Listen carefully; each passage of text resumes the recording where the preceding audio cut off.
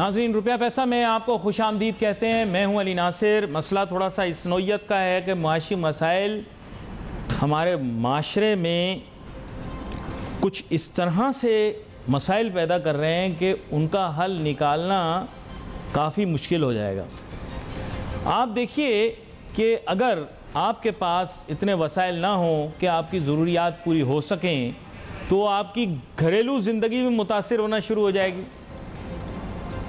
आप अगर अपनी ख्वाहिशात को एक लंबे अरसे तक मारेंगे तो आप किस किस्म की जहनी कशमकश का शिकार हो जाएंगे, उससे आप भी वाकिफ़ हैं, मैं भी वाकिफ़ हूँ। तो वो एक अजीब सी कैफियत आपके ऊपर तारी हो जाएगी। अगर आप माशी तौर पर सिक्योर नहीं होंगे, महफूज नहीं होंगे, तो आप नेचुरली एक इनसिक्योरिटी के शिकार हो जाएंगे, अदम तहफ़्फ़ुज़ के शिकार हो जाएंगे, ज़हनी इनसिक्योरिटी। उस इनसिक्योरिटी से किस किस नौइयत के मसाइल पैदा होंगे ये आपके तसव्वुर में भी नहीं।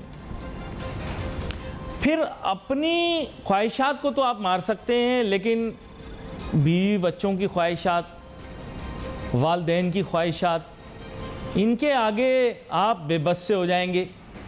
ये बेबसी एक बड़ी अजीब सी शक्ल इख्तियार कर लेगी जहां आपका अपना मॉरल सिस्टम डिस्टर्ब हो जाएगा। यानी अखलाकियात के अंदर सही क्या है, गलत क्या है, इसके बारे में सोचना छोड़ देंगे। बस ये देखेंगे कि मुनाफा किस तरफ है। हमारे माशरे में तो पहले ही बहुत ज़्यादा है चोरबाजारी, धोखाधड़ी। आप समझें कुरान मजीद के अंदर जितनी अक़वाम के ऊपर आज़ाब नाजिल हुआ है उनकी हरकत की वजह से, मैंने जो कुछ पढ़ा है उसकी रोशनी में मैं कह सकता हूँ कि पाकिस्तान के अंदर वो तमाम आदात मुझे अपनी कौम में दिखाई देती हैं, और फिर उस पर ये माशी मसाइल जो चीज़ों को और ज़्यादा कॉम्प्लिकेट कर देते हैं। अच्छा, ख्वाहिशात तो अपनी जगह, ज़रूरियात पूरी ना हो, ये तो देखें, ख्वाहिशात तो मिडिल क्लास के लिए हैं, ज़रूरियात पूरी ना होना ये लोअर क्लास। ये सबसे ज़्यादा आबादी हमारी मुल्क की इसमें। वज़रा ख़जाना तस्लीम कर चुके हैं इस बात को पाकिस्तान कि अक्सरियती आबादी गुर्बत की लकीर से नीचे है, यानी बुनियादी ज़रूरियात उनके पास नहीं है। मैं तो ख्वाहिशात की बात कर रहा हूँ ना। प्रोग्राम मिडिल क्लास के लोग देखते होंगे, बहुत सारे लोग प्रोग्राम नहीं भी देख पाते, वो अक्सरियती तादाद के अंदर मौजूद हैं। उनकी तो ज़रूरियात भी पूरी नहीं हो रही, तो सोचो उनकी ज़हनी कैफियत क्या होगी। डे टू डे वो रह रहे हैं अगले दिन के लिए या अगले वक्त के लिए। बहुत सारे फूड इनसिक्योरिटी आ चुकी है। लोगों को ये नहीं पता कि उनके खाने का जो एक निज़ाम है वो चल रहा है कि नहीं चल रहा। नहीं, आप पर ये इतना ज़्यादा भी मुसल्लत नहीं हुआ, लेकिन लोगों पर तो है।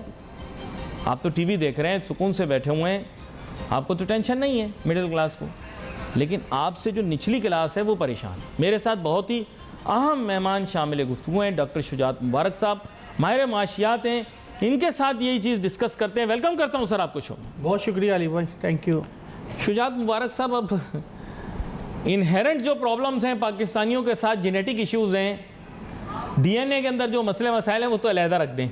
जैसे मैंने आपसे जिक्र कर दिया कि जिन अक़वाम पर आज़ाद नाजिल हुआ उनकी तमाम आदात हमारी कौम में मौजूद हैं।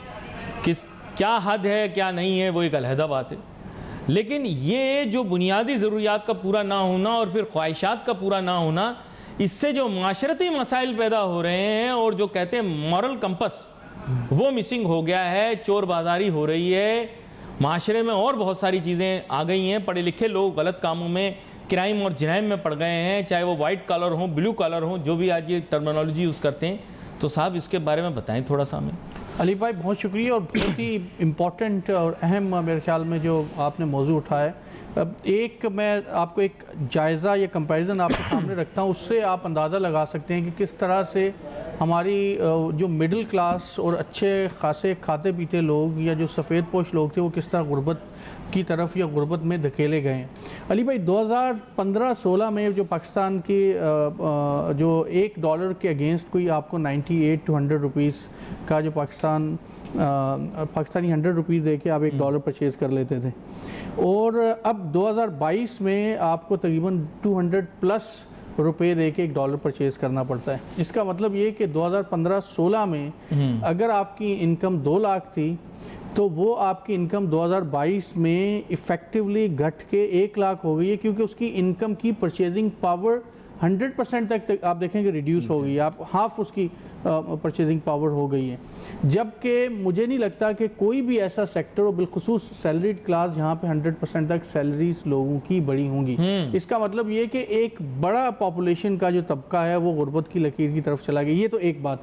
दूसरी तरफ जो प्राइसेस हैं, ये तो इन्फ्लेशन हम 23% पिछले एक साल के कंपैरिजन के साथ कह रहे हैं, लेकिन अगर आप 2015-16 की प्राइसेस को लें और 2022 की प्राइसेस के साथ कंपेयर करें तो शायद आपको 100, 200, 300% तक प्राइस में इंक्रीज़ नज़र आता है। तो एक तरफ तो आपकी कीमतें इतनी बढ़ गई हैं कि आसमान को छू रही हैं, और दूसरी तरफ जो आपकी इनकम की परचेजिंग पावर है वो भी रिड्यूस हो गई है, जिसकी वजह से आपने जो बात की ना कि मुआशी मसाइल की वजह से अब आप मुआशरती मसाइल जन्म ले रहे हैं। लोग क्राइम की तरफ आ रहे हैं, लोग किकबैक्स और ब्राइब्स की तरफ आ रहे हैं, लोग एजुकेशन को छोड़ के डबल मतलब शिफ्ट में जा रहे हैं, जॉब्स कर रहे हैं। जो बच्चे हैं, जो कि पहले अगर किसी के चारों बच्चे स्कूल जाते थे, वो कह रहा है कि कैसे हम पूरा करें, बच्चों को स्कूल छुड़ा के वो उनको जॉब्स पे, छोटी मोटी दिहाड़ी पे जो भी काम मिल रहा है उसकी तरफ लेके जा रहे हैं। इससे भी जो ख़तरनाक बात है वो ये कि आइंदा आने वाले 6 महीनों या 1 साल में हमें उम्मीद की किरण नज़र नहीं आती है, उससे ज़्यादा ख़तरनाक बात है। और बैनुल अक़वामी अगर आप हालात को देखें तो उसमें एक बहुत ख़तरनाक सूरत हाल ये बनती है कि कुछ लोग तो ये भी कह रहे हैं कि अगर जो इंटरनेशनल जो तनाज़ात हैं वो इसी तरह से जारी रहे तो आपकी क्रूड ऑयल की प्राइसेस हो सकता है कि $200 पर बैरल। अरे भाई आप $300 शुभ शुभ बोला करें, क्योंकि आप जो कुछ बोल के जाते हैं नाउजुबिल्लाह कहना नहीं चाहिए, आप शुभ शुभ बोला करें। देखिए अली भाई, ये एक प्रोजेक्शन है कि आप $200 कहकर चले गए, लोगों ने हंस दिया। पहले 170 बोला तो 170 के ऊपर चला गया, अब 200 कुछ मतलब कहना नहीं चाहिए। बुजुर्ग आप जैसी बातें करने वालों को अच्छे अल्फाज में याद नहीं करते कि आप कैसी बातें नहीं अली भाई, मैं ये सिर्फ अपना एक जायज़ा दे रहा हूँ कि ये डायरेक्शन हो सकती है। खुदा न खास्ता मेरे मुंह में खाक, लेकिन क्या करूँ, अब मजबूरी है कि जो इकनॉमिक डायरेक्शन इस तरह की ये लोग कह रहे हैं, लेकिन हमारी दुआ है कि बैनुल अक़वामी तनाज़ात बेहतर तरीके से हल हो जाएं और क्रूड ऑयल की प्राइसेस कम हो। लेकिन इसके बावजूद जो आपके तनाज़ा हल होता है तो दूसरा तनाज़ा जन्म ले सकता है। बिल्कुल, अगर रूस और यूक्रेन का हो गया तो चाइना और बिल्कुल यही मैं बात आपको करना चाह रहा हूं। चाइना तो ताइवान को इफेक्टिवली अपना हिस्सा समझता है, और मतलब उन्होंने तो, आपको पता है कि अगर आपने चाइना में ट्रैवल किया है तो ताइवान में अलग काउंटर लगा हुआ है। ताइवान के लोगों को चाइना में वीज़ा लेके जाने की ज़रूरत नहीं है, क्योंकि जो मेन लाइन चाइना के लोग हैं वो ताइवान को भी अनेक्स करते हैं अपने साथ और उसको अपना हिस्सा समझते हैं।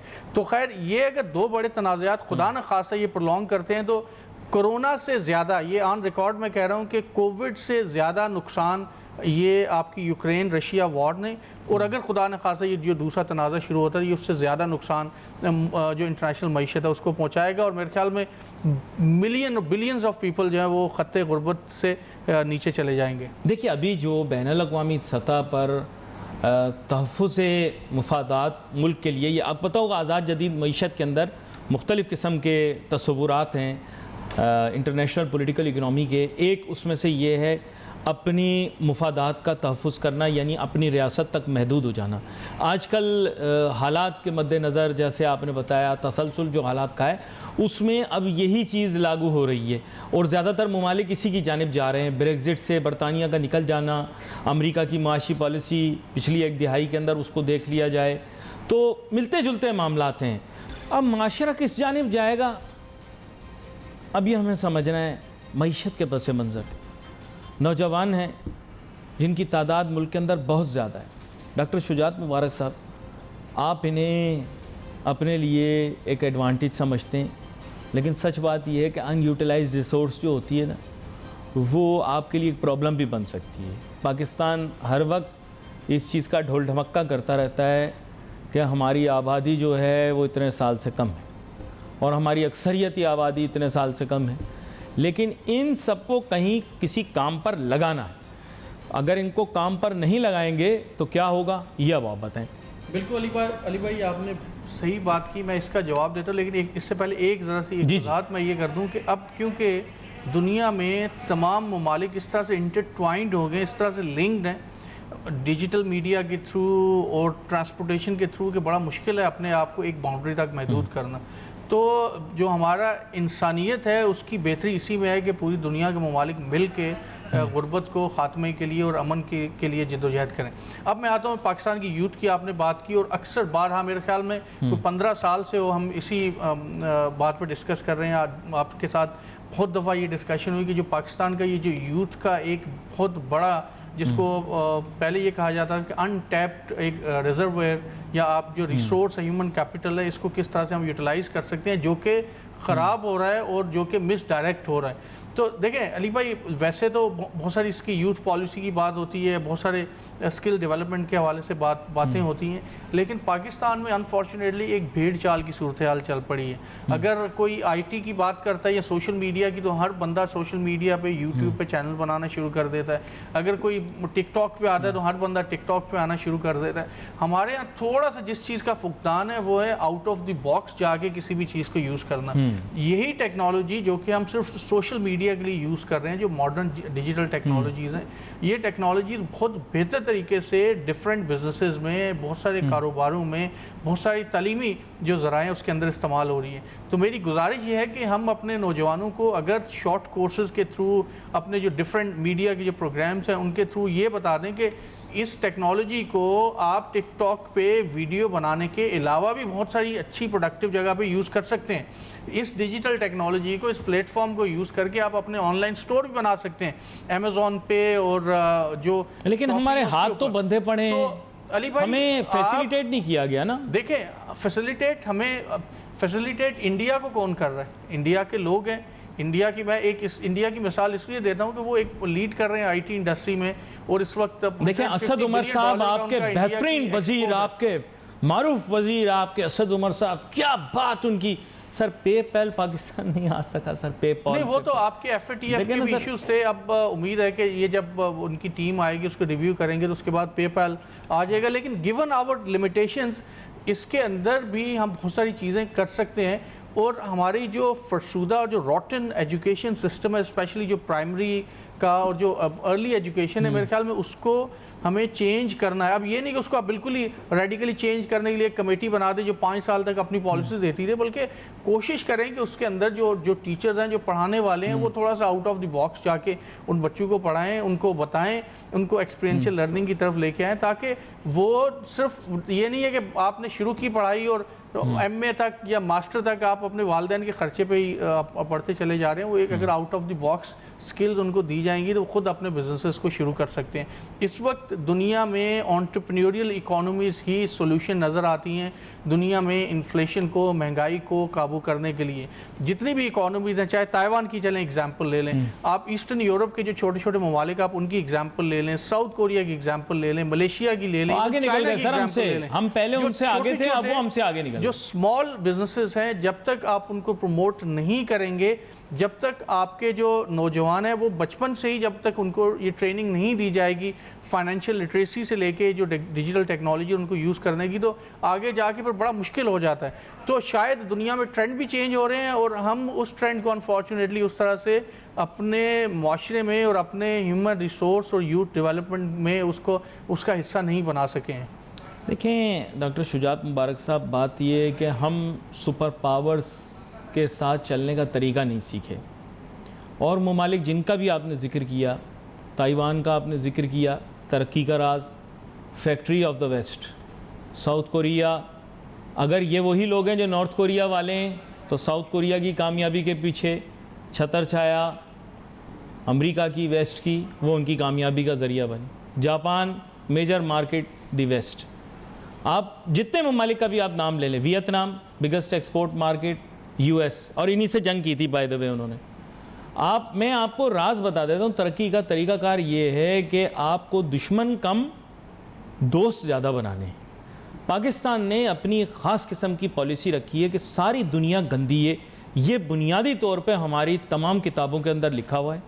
तमाम लोग गंदे हैं, तमाम अक़वाम गंदी हैं, हर शख्स गंदा है। पाकिस्तान के बाहर दुनिया सारी गंदी है, सिर्फ पाकिस्तान में अच्छे लोग बसते हैं, और अपना नारा लगाकर, अपनी दुकान चलाकर, सारी दुनिया को गंदा कहकर, अपने आप को नज़रियाती कह के, सारे लोगों को आप दुनिया के क्या कहना चाहते हैं कि वो नज़रियाती नहीं है। शुजात मुबारक साहब, ये वजह है, आप मान नहीं रहे हैं बात को, ये वजह है मायोपिक थिंकिंग की। पाकिस्तानी ने आज तक किसी फॉरेन मार्केट के लिए कोई प्रोडक्ट क्यों नहीं बनाई?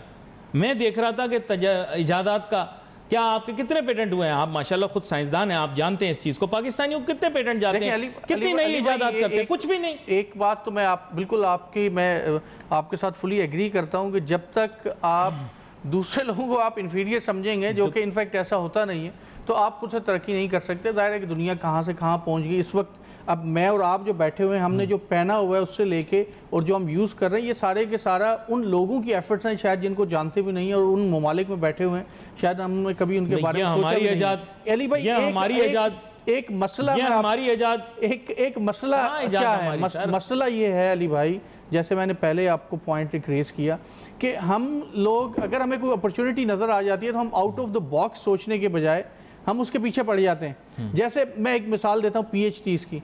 पाकिस्तान में किसी ज़माने में PhDs की कमी थी। जो कुछ लोग जो PhDs करते थे तो उनको एक अच्छा सैलरी पैकेज मिल जाता था। अब क्या हो रहा है कि जब लोगों ने ये देखा कि PhDs की कमी है, तो हर बच्चे ने, जो उसने BBA किया, MBA किया या MS किया, उसको जब जॉब नहीं मिली तो उसने PhD करना शुरू कर दी। इस वक्त अली भाई पाकिस्तान में थाउजेंड्स ऑफ PhDs बेरोज़गार हैं। हंड्रेड्स ऑफ PhDs CVs भेजते हैं, उनको कोई जवाब नहीं आता। उसकी वजह क्या है? वजह यह है कि उन्होंने अपनी फील्ड को जब ऑप्ट किया था तो उनके जहन में ये नहीं था कि मुझे कुछ डिलीवर करना है, मुझे इस फील्ड में जाके कुछ करना है। उनके जहन में ये था कि यार अगर ये डिग्री कर लेंगे तो मुझे बहुत अच्छी जॉब मिल जाएगी। और इतने लोग आ गए। और जब आप एजुकेशनल इंस्टीट्यूशन में आते हैं और उन PhDs से पूछते हैं कि आपने क्या चीज़ की रिसर्च की, ये एक और बहस है। अगर मैं आपसे रिक्वेस्ट करूँगा इस पर भी आप एक दिन अपना प्रोग्राम रखेंगे। वो जो तहकीक पाकिस्तान में हो रही है और जो डेटा आता है वो किस हद तक मैनिपुलेटेड होता है, तो उनकी जो तहकीक के बारे में ये पूछा गया कि इंडस्ट्री को इससे क्या फ़ायदा होगा, तो उनमें से 90% लोग जो हैं वो कहते हैं कि उनको पता ही नहीं होता। और जो 10% या 20% जेन्युइन लोग हैं, उनके भी मेरे ख्याल में एक प्रॉब्लम का बायस बनते हैं। तो मसला ये है हमारे यहाँ कि हम जब किसी भी फील्ड को ऑप्ट कर रहे होते हैं तो जाते हैं, हमारे जहन में सिर्फ अर्निंग होती है। हमें ये नहीं पता कि हम जब तक बेस्ट डिलीवर नहीं करेंगे आपकी अर्निंग भी नहीं आएगी, और जब आप बेस्ट डिलीवर करेंगे तो earning is the by product of if you are attaining excellence. कि जनाब माशरती मसाइल भी तो बहुत बढ़ गए हैं, लेकिन जो मेरे बुनियादी सवाल हैं वो अपनी जगह मौजूद हैं। कोई भी शोबा हो, दुनिया के अंदर इतनी बड़ी आबादी रखने वाला पाकिस्तान मुल्क है, इसमें जिद्दत कहाँ है, इसमें इजादात कहाँ है, इनोवेशन जिसे हम कहते हैं, इन्वेंशन कहते हैं, ये कहाँ पर है? ये पाकिस्तान में है ही नहीं। और इसकी वजह यह है कि हम दुनिया को एक पैमाने पर रख कर देखते हैं। सारी दुनिया बुरी है, सब लोग बुरे हैं। पाकिस्तान की हुदूद के बाहर, नज़रियाती हुदूद भी नहीं है, जुग्राफियाई हुदूद अगर नज़रियाती हो तो फिर भी बंदा कह ले हाँ यार, जुग्राफियाई हुदूद के बाहर सब लोग ख़राब। हर कौम को बुरा कह लो, अपनी कौमों को भी बुरा कहते हैं वैसे अंदरूनी खाना, वो तो मैं कह नहीं सकता। लेकिन यह है कि डॉक्टर शुजात मुबारक साहब, ये बुनियादी मसला है। आप बैरूनी ममालिक के अंदर बहुत ज़्यादा रहे भी हैं, घूमे फिरे भी हैं, क्या वो लोग भी इतनी नफ़रत की निगाह से दूसरों को देखते हैं? मैं आपसे जानना चाहता हूँ, जिस तरह से हम देखते हैं हर शख्स को शक की निगाह से, नफ़रत की निगाह से, एक अपने से जुदा समझना, ऐसा बाहर वाले भी ऐसे ही सोचते हैं? देखिए अली भाई, ऐसा बिल्कुल हरगिज़ नहीं है।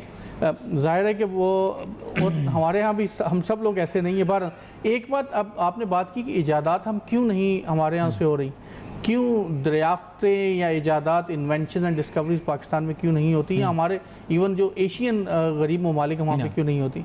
हमारे यहाँ जो कल्चर है, हमारी बहुत सारी सकाफ़त की अच्छी चीज़ों के साथ साथ बहुत बुरी चीज़ें भी हैं। हम सवाल करने को हमेशा डिस्करेज करते हैं। ना ना ना ना यार, सवाल नहीं करना, अपने से बड़ा है बेटा, क्यों सवाल कर रहे हो? बच्चा, अगर आपका बेटा बाप से सवाल कर रहा है तो यार बार बार इसने तो सवाल कर कर के मेरे दिमाग की ये कर दिया।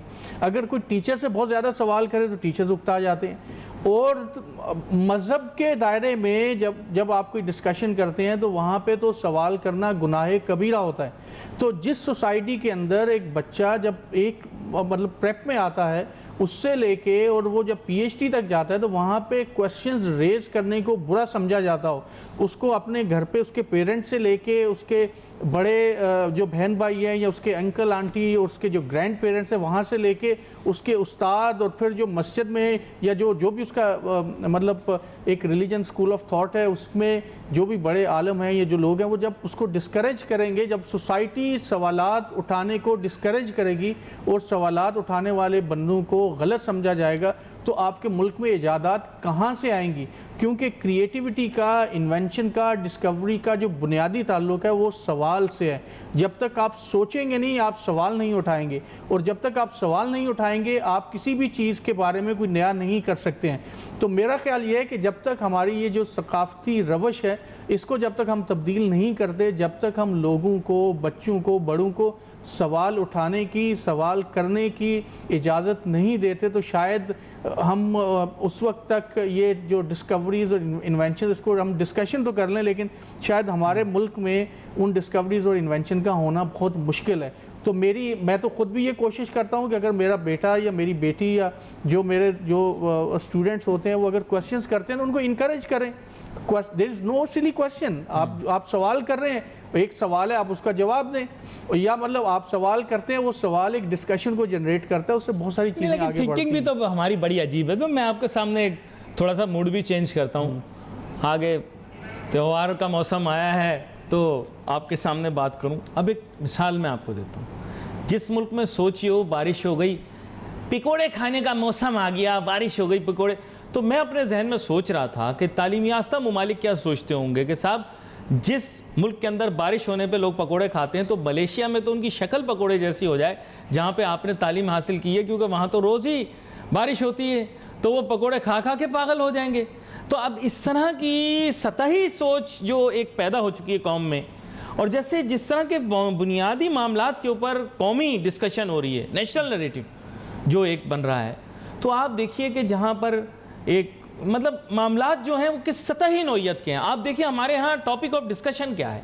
आपने कहावत सुनी होगी ना कि जो ज़हीन लोग होते हैं वो क्या सोचते हैं, जो मुतवाज़िन लोग होते हैं वो क्या सोचते हैं, और जो वो क्या सोचते हैं। माज़रत मैंने लफ्ज़ इस्तेमाल नहीं किया, आगे आप समझ तो गए होंगे। यह अंग्रेज़ी की बड़ी मशहूर कहावत है। इसको कैसे ठीक किया जा सकता है पूरे माशरे? देखिए क्योंकि आपका प्रोग्राम अक्सर कारोबारी नौइयत का, मईशत की बात करते हैं, तो हम इस टॉपिक पे कम बातचीत होती है, लेकिन ये बहुत ही हसास के साथ साथ इम्पॉर्टेंट टॉपिक भी है कि जो पेरेंटिंग का रोल है।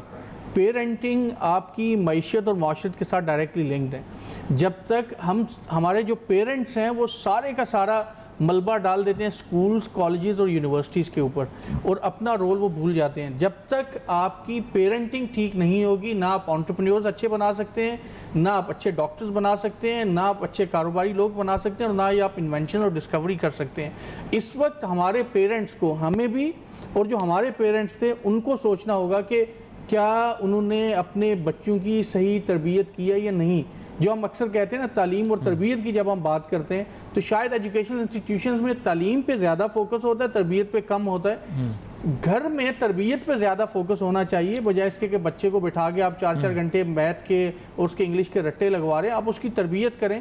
तालीम का काम आप तालीमी इदारों पे छोड़ दें। नहीं, जितना हम पढ़ते हैं, वैसे आपको बता रहा हूँ, जितना हमारे बच्चे मैट्रिक में पढ़ते हैं, फलां केमिकल रिएक्शन, तो फलां, इनको तो नए नए मुरक्कब बनाने चाहिए, तो काम ये कुछ भी नहीं कर रहे बच्चे। मेरे पास खैर वक्त बड़ा मुख्तसर। और डॉक्टर शुजात मुबारक साहब, आपके ज़ेरे लब भी बहुत सारी बातें जो आप करना चाह रहे हैं, लेकिन क्या करूं। अब ये भी है एक चीज़, आपका शुक्रिया अदा करते हैं। अब शो में हमारे साथ शामिल हुए। We wait for message on Facebook. Ali Nasir हमारी टीम को इजाज़त दीजिए। अल्लाह हाफ़िज़।